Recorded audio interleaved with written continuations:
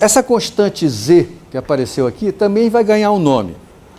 Antes dela ganhar um nome, vamos ver de que maneira a gente poderia obtê-la. Então, aqui vamos olhar mais de perto para a constante Z.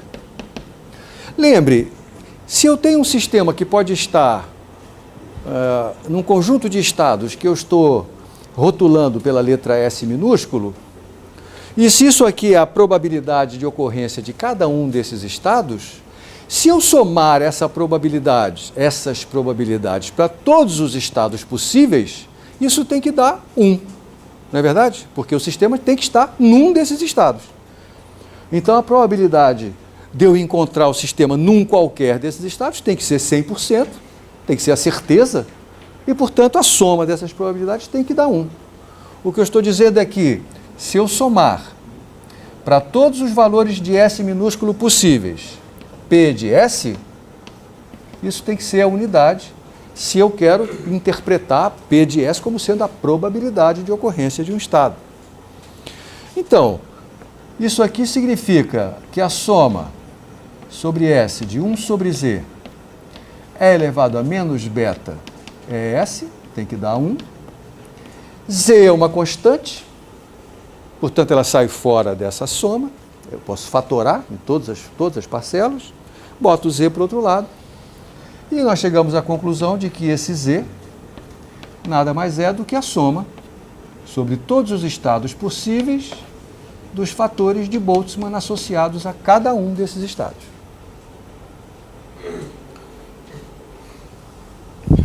É como se eu estivesse usando Z para construir uma soma, uma contagem de todos os estados possíveis para o sistema, mas uma contagem um pouquinho modificada, onde eu estou ponderando cada estado pela probabilidade de ocorrência dele. Por exemplo, imagine que eu tenha uma temperatura muito baixa. Se a temperatura é muito baixa, significa que beta é um número muito grande, tá certo? Significa que essa exponencial só vai ter valores não desprezíveis quando a energia for muito pequena.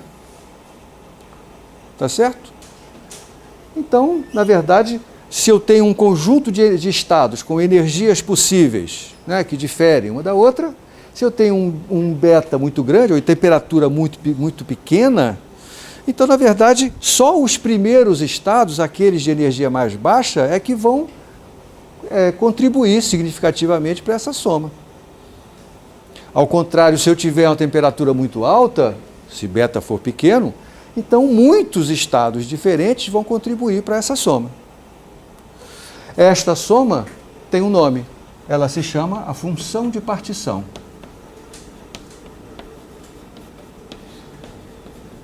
E eu vou mostrar para você, no decorrer desse capítulo, que se eu conseguir determinar a função de partição de um sistema termodinâmico, eu saberei construir a sua termodinâmica inteira. Então, eu estou apresentando, essa vai ser a ferramenta nova que eu prometi apresentar hoje. Ao invés de fazer análise combinatória, eu só tenho que fazer somas. É mais fácil do que fazer análise combinatória. É mais fácil do que calcular fatoriais. Nosso amigo Gustavo acaba de perceber que Z é uma função da temperatura. Na verdade, eu deveria escrever Z de T. Ou seja, para cada valor de T, eu vou ter um valor de Z.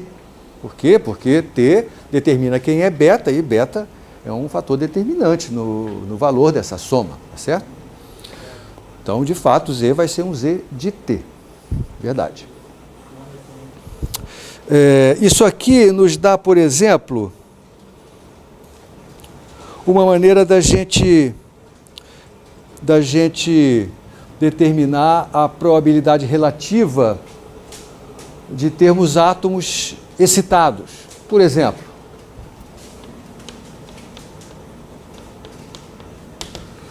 suponha que nós fixemos nossa atenção na atmosfera do Sol. A atmosfera do Sol, nós sabemos qual é a temperatura dela. Qual é a temperatura dela? quase 6.000 Kelvin, né? Então tá lá, nós temos a temperatura do Sol, quase 6.000 Kelvin. Nós sabemos que na atmosfera do Sol nós temos hidrogênio, em grande quantidade. E eu quero responder a seguinte pergunta: com que probabilidade se eu for olhar para os átomos de hidrogênio na atmosfera do Sol, com que probabilidade eu vou encontrá-los em estados excitados? Será que é grande? Para determinar isso, eu vou determinar a probabilidade relativa dele estar num estado excitado com relação a estar num estado fundamental. A gente já sabe que não é grande, mas só que fizemos usando uma outra ferramenta, né? Agora vamos usar esta ferramenta aqui, essa ferramenta que acabamos de desenvolver. Eu vou comparar os fatores de Boltzmann, de uma e de outra. Então, nós sabemos que o primeiro estado excitado do átomo de hidrogênio, por exemplo, ele tem uma energia de menos 3,4 elétron-volts, enquanto que o estado fundamental tem uma energia de menos 13,6. Então, a diferença de energias entre os dois é de quase 10 elétron-volts, né?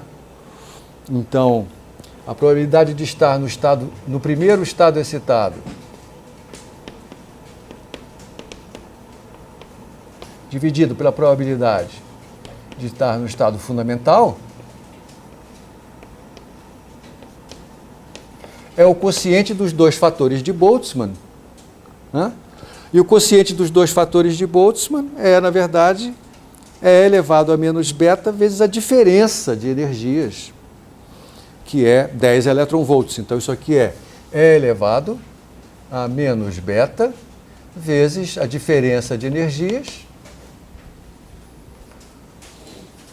Beta é kT. Quanto que vale kT? Vamos fazer uma estimativa que dê para fazer de cabeça aqui. Nessa escala não dá 1 sobre 40. 1 sobre 40, esse é o número que eu queria que você lembrasse. 1 sobre 40 elétron-volts é o valor de kT, para que valor de T? 300 Kelvin. Então, se eu estou a 6.000 Kelvin, kT é 1 sobre 40, então o beta é 40. T é 20 vezes maior. Isso, então vai dar 2. Então, isso aqui vai dar... Mas cuidado, esse 2 está em que unidades? Está em elétron-volts, né? Então, é menos 2 vezes a diferença de energias, que é 10. Menos 20. É elevado a menos 20. Que é um número muito pequeno. Você sabe determinar a ordem de grandeza desse número? Ele vai ser mais ou menos 2 vezes 10. Esse é um bom problema. Você não tenho calculadora. Não precisa de calculadora. Como é que você descobre qual é a... O E é raio de 10. Na verdade, eu faria assim, ó. Isso aqui é E elevado a menos 2 elevado a 10, né? E elevado a 2, a menos 2 é 1 sobre E ao quadrado. 1 sobre E ao quadrado é aproximadamente 10. Então, 10 elevado a menos 10. Significa que, para cada átomo de hidrogênio que eu encontre num estado excitado, eu tenho 10 elevado a 10 no estado fundamental. Certo? É isso que quer dizer essa conta aqui. Então, de fato, é um número muito pequeno, como a gente já tinha visto, né? Olha só, eu fiz essa conta e deu 10 a menos 10. O que quer dizer esse número? Isso quer dizer que para cada átomo que eu encontre excitado, existem 10 elevado a 10 no estado fundamental. Percebeu? Então, isso me diz o quociente entre o número de vezes que eu encontro o sistema nesse estado, dividido pelo número de vezes que eu encontro ele nesse estado. Tá certo? Isso, na verdade, é um quociente de duas probabilidades. Para estabelecer a probabilidade absoluta, eu teria que, antes disso, encontrar quem é o fator de normalização, isto é, obrigar a que a soma de todas as probabilidades desse 1. Tá certo? E esse fator é o que eu estou chamando de função de partição aqui. Tá? Muitas vezes, é enjoado a gente encontrar qual é a função de partição. Mas isso não nos impede de determinar a probabilidade relativa de dois estados. E é para isso que eu quero chamar a sua atenção. Sim, mais uma coisa que eu quero mostrar é o seguinte, essa brincadeira de eu trocar o zero da energia, evidentemente vai mudar o valor da função de partição, como nós acabamos de ver. Então vamos supor que eu pegue todas as energias e transforme assim, ó.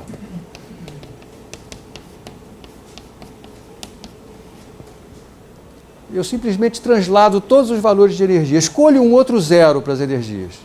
Que impacto isso vai ter na função de partição e que impacto isso vai ter nas probabilidades? Vamos ver. Na função de partição, onde eu tinha antes uma soma de E elevado a menos beta ES, agora eu tenho uma soma de E elevado a menos beta E' de S. Isso é a soma E elevado a menos beta ES mais E0. Então eu posso separar isso num produto de exponenciais. E a menos beta ES vezes E a menos beta E0. Tá certo? Mas E0 é uma constante, E elevado a menos beta E0 é constante, posso tirar fora dessa soma, aqui eu vou chamar de Z' porque é o Z calculado com E'. Isso vai dar E a menos beta E0 vezes a soma de E a menos beta ES, que é o Z antigo. Então, se eu mudar o zero de energia, eu simplesmente, em termos da função de partição, eu estou multiplicando a função de partição por uma exponencial, como essa daqui. E que impacto isso tem nas probabilidades? Vamos ver. Probabilidade calculada com essa escolha do zero de energia. Isso aqui é E elevado a menos beta E' de S, dividido pelo Z'.